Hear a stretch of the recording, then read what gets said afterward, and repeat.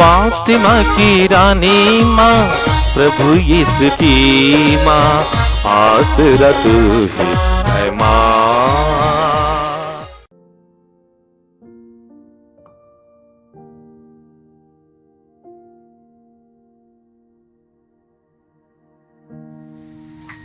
पहला पाठ नबी दानिएल का ग्रंथ, अध्याय 9, पद संख्याएं 4 से 10 तक।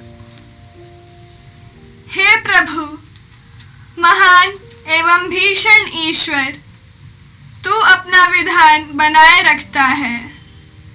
तू उन लोगों पर दया दृष्टि करता है जो तुझे प्यार करते और तेरी आज्ञाओं का पालन करते हैं। हम लोगों ने पाप किया है, हमने अधर्म और बुराई की है, हमने तेरे विरुद्ध विद्रोह किया है। हमने तेरी आज्ञाओं का तथा नियमों का मार्ग त्याग दिया है। नबी, तेरे सेवक हमारे राजाओं, नेताओं, पुरखों और समस्त देश के लोगों को उपदेश देते थे। हमने उनकी शिक्षा पर ध्यान नहीं दिया है।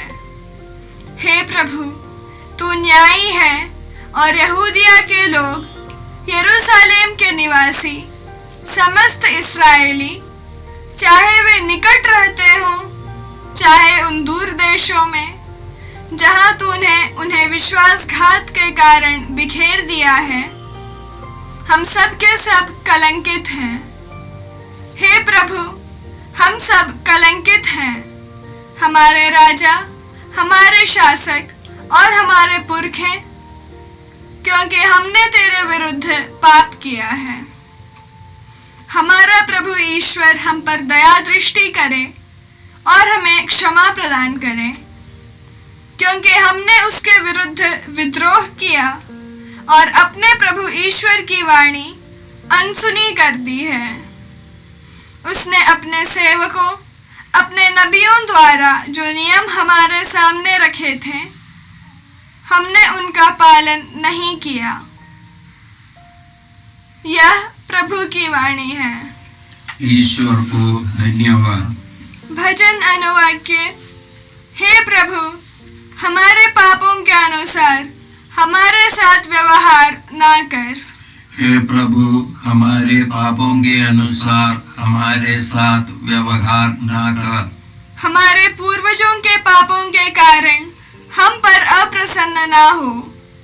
शीघ्र ही हम पर दया कर, क्योंकि हम घोर संकट में पड़े हैं। अनुवाक्य।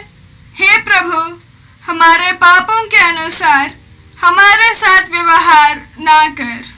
हे प्रभु, हमारे पापों के अनुसार हमारे साथ व्यवहार ना कर। हे ईश्वर, हमारे मुक्तिदाता, अपने नाम की महिमा के हेतु हमारी सहायता कर। हे प्रभु, अपने नाम के हेतु हमारे पाप क्षमा कर। अनुवाक्य। हे प्रभु, हमारे पापों के अनुसार हमारे साथ व्यवहार ना कर। हे प्रभु, हमारे पापों के अनुसार हमारे साथ व्यवहार ना कर। बंदियों की कराह तेरे पास पहुँचे, अपने भुजबल द्वारा मरने वालों को बचा। अनुवाक्य। हे प्रभु, हमारे पापों के अनुसार हमारे साथ व्यवहार ना कर। हे प्रभु, हमारे पापों के अनुसार हमारे साथ व्यवहार ना कर। हम तेरी प्रजा हैं, तेरे चरागाह की भेड़ें। हम सदा तुझे धन्यवाद देते रहेंगे और युग युगों तक तेरी स्तुति करते रहेंगे। अनुवाक्य। हे प्रभु, हमारे पापों के अनुसार हमारे साथ व्यवहार ना कर। हे प्रभु, हमारे पापों के अनुसार हमारे साथ व्यवहार ना कर। जय घोष। हे प्रभु, तेरी शिक्षा आत्मा और जीवन है, तेरे शब्दों में अनंत जीवन का संदेश है। प्रभु आप लोगों के साथ हो और आपकी आत्मा के साथ। संत लूकस के अनुसार प्रभु यीशु ख्रिस्त का पवित्र सुसमाचार। हे प्रभु तेरी महिमा हो। अध्याय 6 पद संख्याएं 36 से 38। यीशु ने अपने शिष्यों से कहा, अपने स्वर्ग के पिता जैसे दयालु बनो, दोष न लगाओ और तुम पर भी दोष नहीं लगाया जाएगा। किसी के विरुद्ध निर्णय न दो और तुम्हारे विरुद्ध भी निर्णय नहीं दिया जाएगा। क्षमा करो और तुम्हें भी क्षमा मिल जाएगी। दो और तुम्हें भी दिया जाएगा। दबा दबा कर, हिला हिला कर, भरी हुई, ऊपर उठी हुई, पूरी की पूरी नाप तुम्हारी गोद में डाली जाएगी। क्योंकि जिस नाप से तुम नापते हो उसी से तुम्हारे लिए नापा जाएगा। यह प्रभु का सुसमाचार है। हे ख्रिस्त तेरी स्तुति हो। ख्रिस्त में प्यारे भाइयों और बहनों,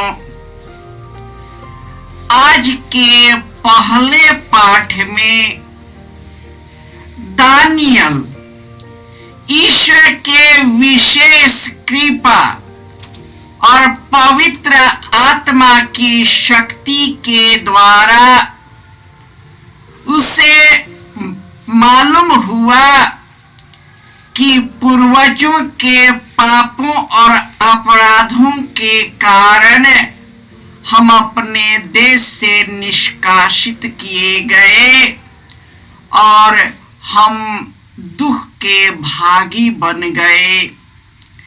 इसलिए उन्होंने अपने पापों को अपने पूर्वजों के किए पापों के नाम पर क्षमा याचना की। इसका प्रतिफल यह हुआ कि ईश्वर ने उससे दिव्य दृष्टि का ज्ञान दिया। उन्होंने उसे सपने के मतलब को बताने का एक दिव्य ज्ञान दे दिया। उसी प्रकार प्रभु यीशु कहते हैं कि तुम स्वर्ग पिता के जैसे विनम्र बनो। तुम दोष न लगाओ तो तुम पर दोष नहीं लगाया जाएगा। तुम किसी के विरुद्ध में निर्णय मत लो और कोई भी तुम्हारे विरुद्ध निर्णय नहीं लिया जाएगा। तुम एक दूसरे को क्षमा करो और क्षमा मिल जाएगी।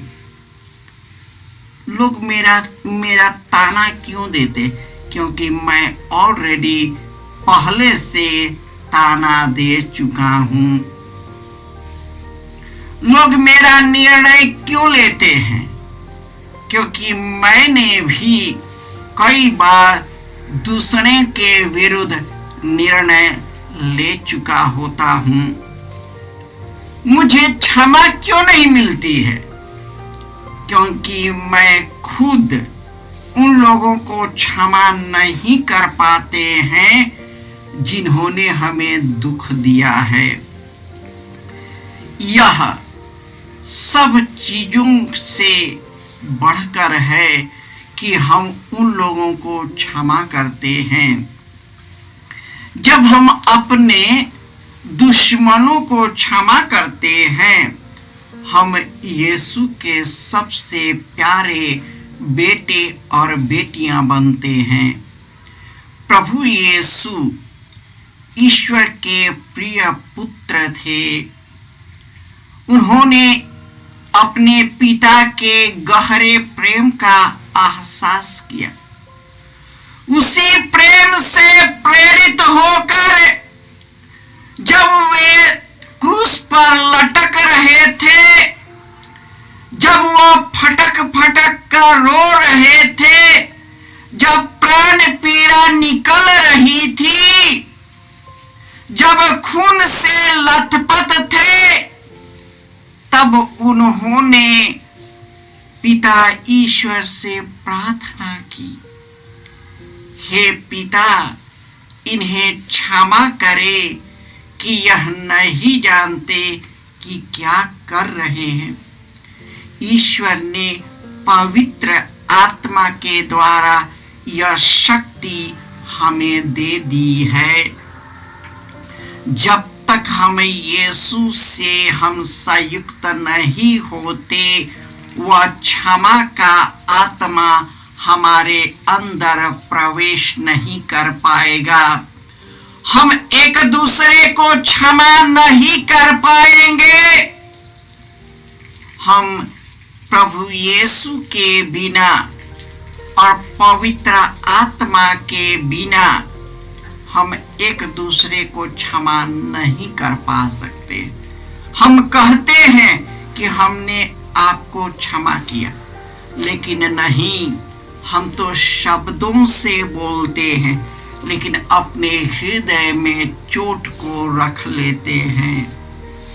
लेकिन जब यीशु के प्रेम से प्रेरित होकर क्षमा करते हैं, हमारे हृदय में उस व्यक्ति के प्रति दया और करुणा का भाव उत्पन्न हो जाता है, प्रेम का भाव उत्पन्न हो जाता है। हम ईश्वर के रूप में बन जाते हैं, जिस रूप में हम बनाए गए हैं। हे स्वर्गीय पिता ईश्वर, हम पापी हैं प्रभु, हम कुकर्मी हैं प्रभु। हम अपने पापों के लिए क्षमा याचना करते हैं। हम अपने पूर्वजों के लिए क्षमा याचना करते हैं। हम अपने घर परिवार बाल बच्चों के नाम पर हम क्षमा मांगते हैं। हे प्रभु, मैं क्रोध में आकर अपने बाल बच्चों को चोट दिया है, एक दूसरे को चोट पहुंचाया है, जिस प्रकार मुझे चोट लगी है। हे प्रभु, तेरे प्रेम से प्रेरित होकर उन सबों के पापों को क्षमा करते हैं। हे प्रभु यीशु, तू मेरे जीवन में प्रवेश कर जाए और मेरी जिंदगी बदल जाएगी। हम क्षमा कर सकेंगे और तेरे स्वर्गीय राज्य के सहभागी हो जाएंगे।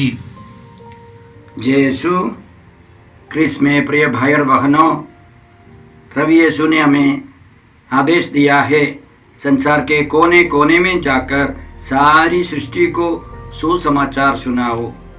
सुसमाचार सुनने के लिए और सुनाने के लिए एक अच्छा मौका है।